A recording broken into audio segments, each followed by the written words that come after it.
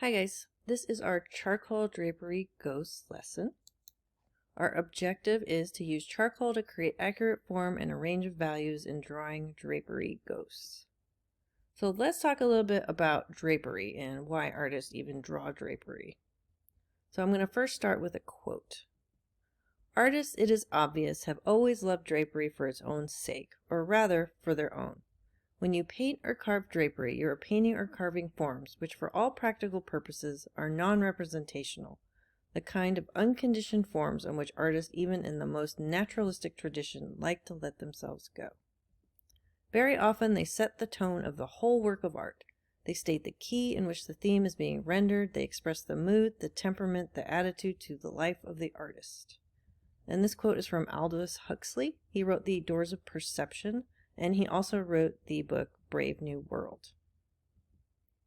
So drawing drapery has had a really long history since the Renaissance. It's a really popular subject matter. And one reason is because before the artists started creating abstract art, they would study pieces of fabric and pieces of drapery, especially ones that have like light shining on them. And they would kind of just focus on the flows, the twists, and how expressive that gesture, that line of that drapery had like an expressive possibility in their work. So it's a really good study about how light and shadow creates believable form. And it's also a flex. It's really challenging and it can be an extremely complicated subject matter to master. So it's also a way to show off your technical skill. So a lot of artists have always done studies of fabric and drapery like this.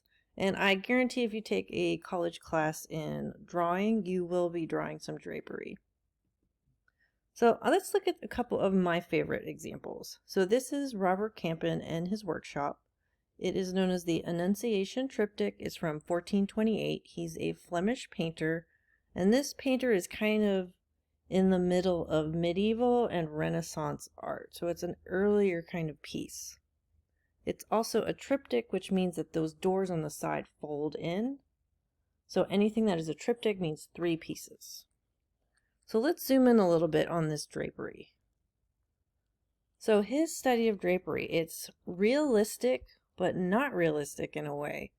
It's not really showing you any information about the form or the figure underneath the drapery. It is just about that fabric. So he's playing around with his skill and making those folds and making those creases. He doesn't really care about the form underneath. He is just entranced in how that fabric folds. So it's realistic, but it's not. So it's in that little line of where it's almost abstract. So that's one reason why I really enjoy this piece. A second is by Leonardo da Vinci. It is a drapery study for a seated figure. So like I mentioned before, artists would use charcoal to make studies before they do a final painting. So this is a study I believe he did in tempera for a final painting. So if you look at Leonardo's version of drapery, it is all about how that drapery covers those legs. So it's hugging it, but it feels heavy.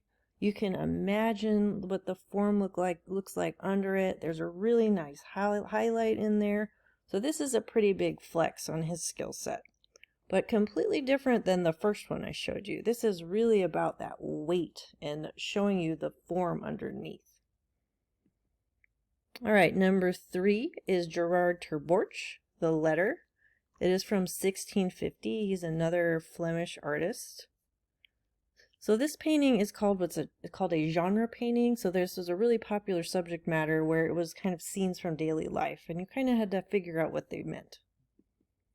So in this one, his study of this drapery is about that fabric and the shine. So it's either like a satin or silky kind of fabric, and the way he paints this in oil, you can almost imagine the texture and what it would feel like. So he's just studying those highlights and the value and the contrast to make this such a believable looking piece of fabric. So again, different than the 2 before. This is one of my favorite ones. And then last is Magritte. So Magritte was a surrealist artist. This is from 1928. And so he took a classic painting or image of 2 people kissing, and covered their heads in drapery. So he always said his work didn't really mean anything, but he's taking this really realistic kind of scene, kind of a boring scene, and then kind of putting a twist on it. So did he mean anything by the drapery? I'm not sure, but he's using the drapery kind of symbolically in a surrealist way. So in this one, the drapery has a little bit more of a meaning, and it's not just about the drapery. So those are 4 examples of my favorite artist renderings of drapery.